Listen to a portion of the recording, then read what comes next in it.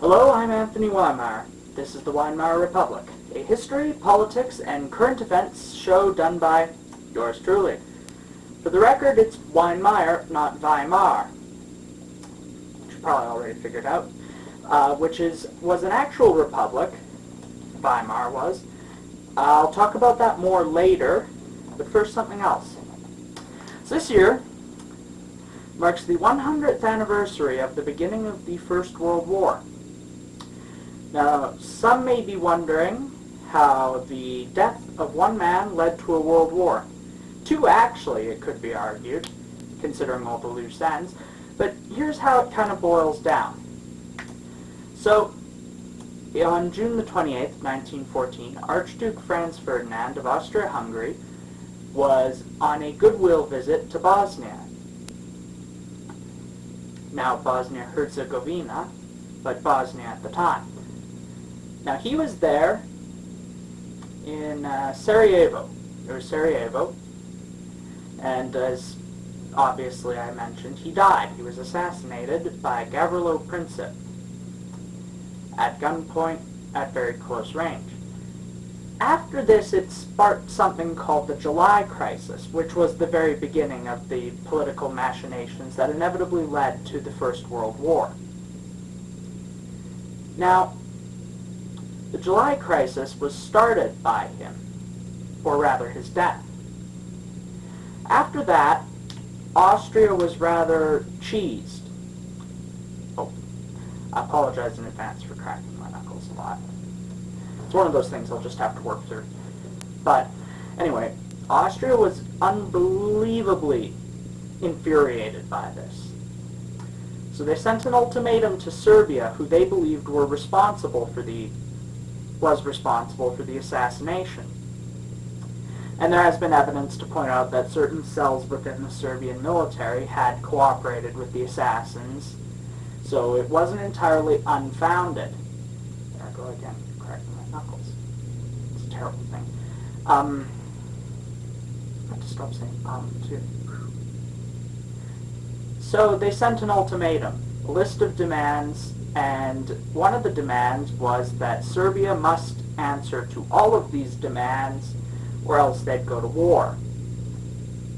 I'll have to come up with a list of the demands later, but Serbia refused one of them, a single demand.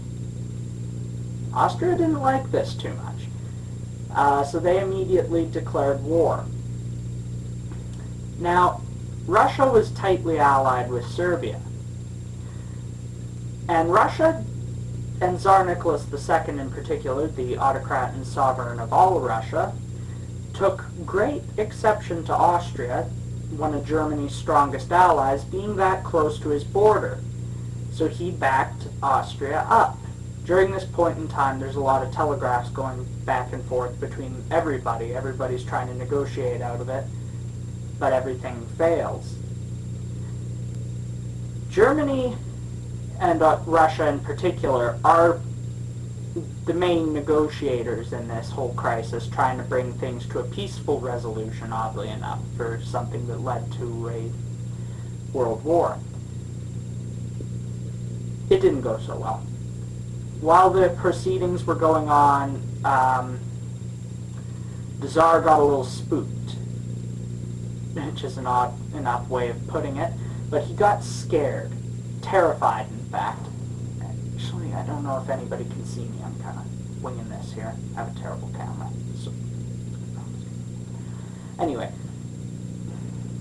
the Tsar mobilized his army behind the Kaiser in Germany's back.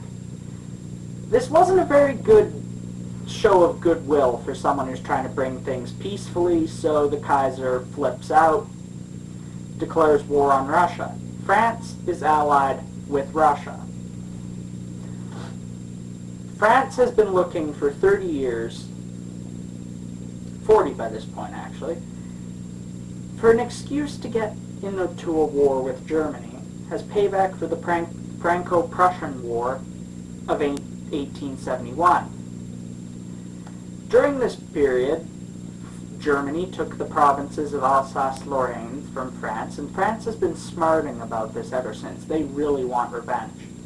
So, seeing an opportunity to get this revenge, France declares war on Germany and Austria-Hungary. Now, this requires Germany to fight a war on two fronts. So they go in to France, cutting through the neutral country of Belgium. England did not like this. Britain didn't like this at all. They felt it was a violation of Belgian neutrality and felt that it was a big, human rights violation or whatever you want to call it. So Britain enters the war on the side of the Allies, with Russia and France against Germany and Austria. Now, there's still three major powers that have yet to enter this conflict. One, the United States, will not enter it until 1917, and their forces won't see combat until early 1918. The other two are Italy and Ottoman Turkey.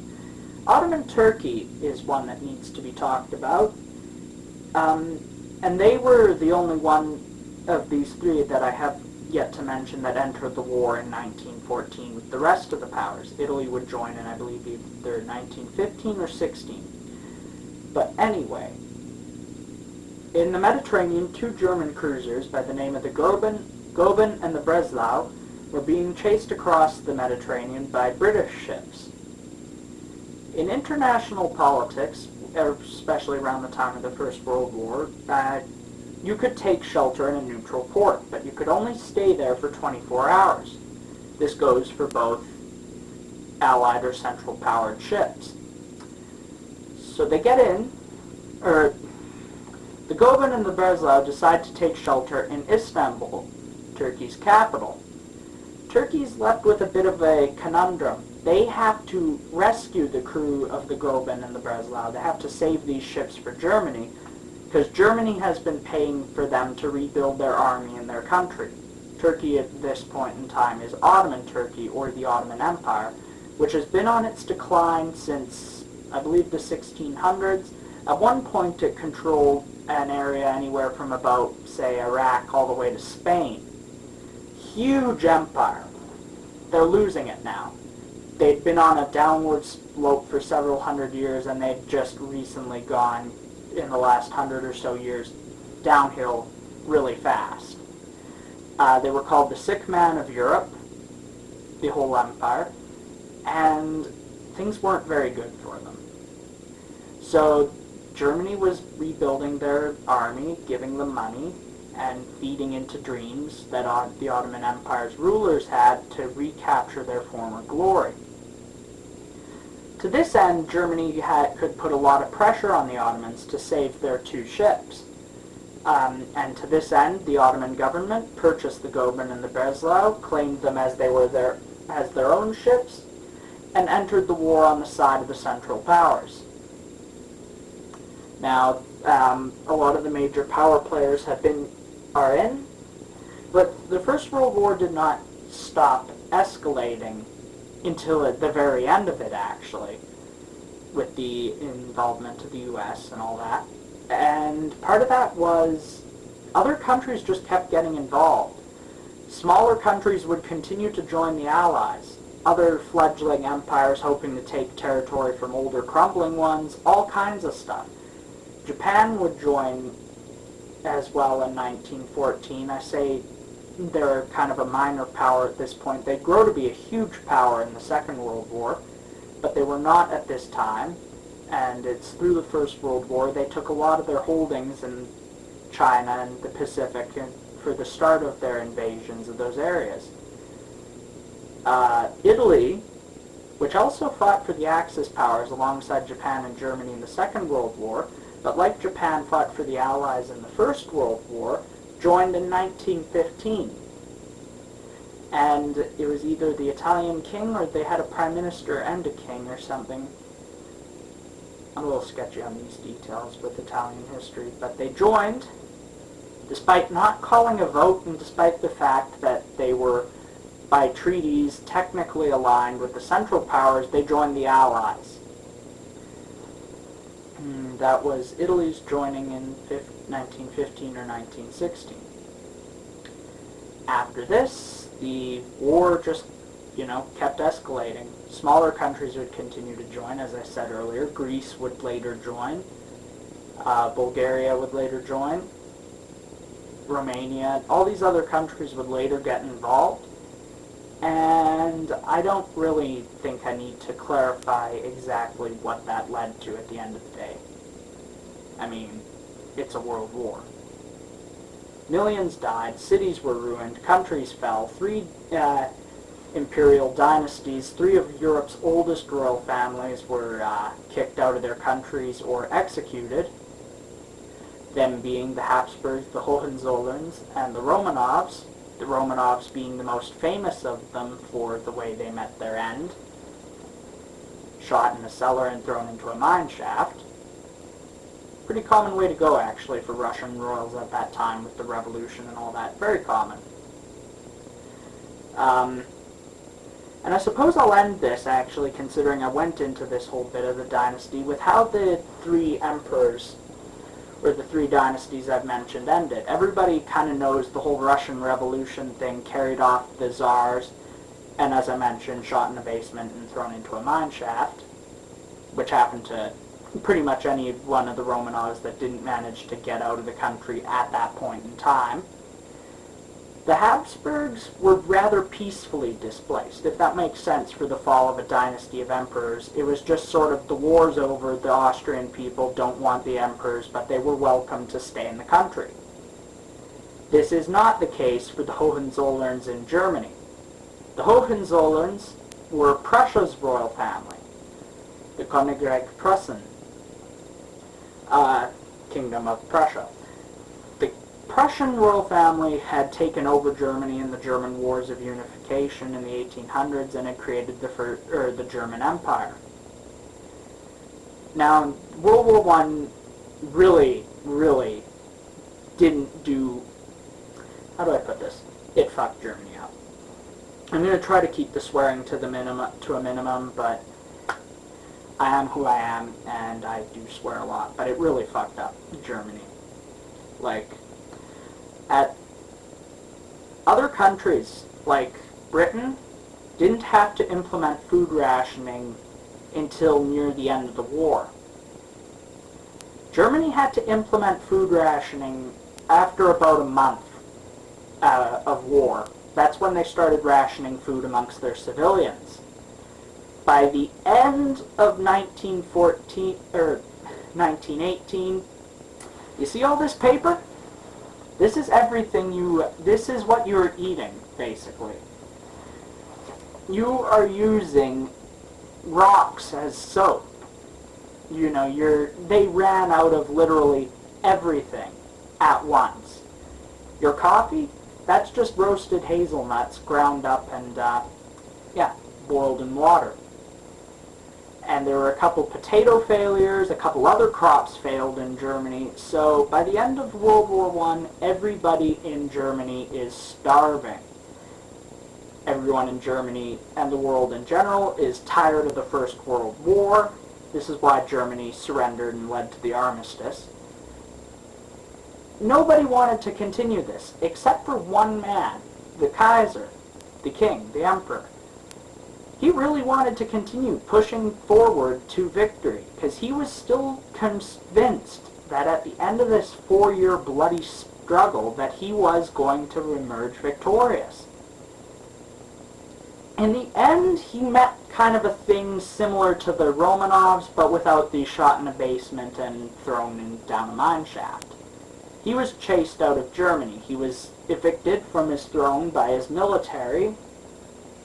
In fact, the army signed the armistice without the permission of their Kaiser, leading to the overthrow of the government, and Kaiser Wilhelm and his family went on the run, fearing the angry wrath of the Germans.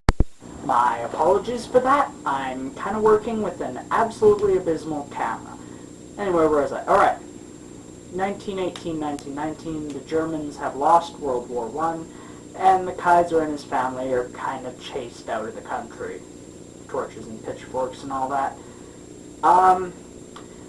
The reason why I'm bringing this up in the first place is because of the hilarity of where their first choice for safe sanctuary was.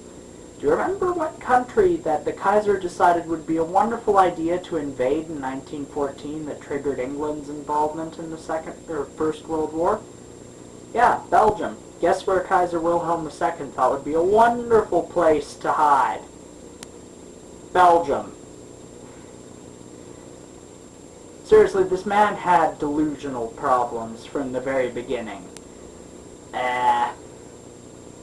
He thought that Belgium, this country that he had decided to invade, would be a wonderful place to hide from his own people, and that the Belgians would be more than willing to accept him.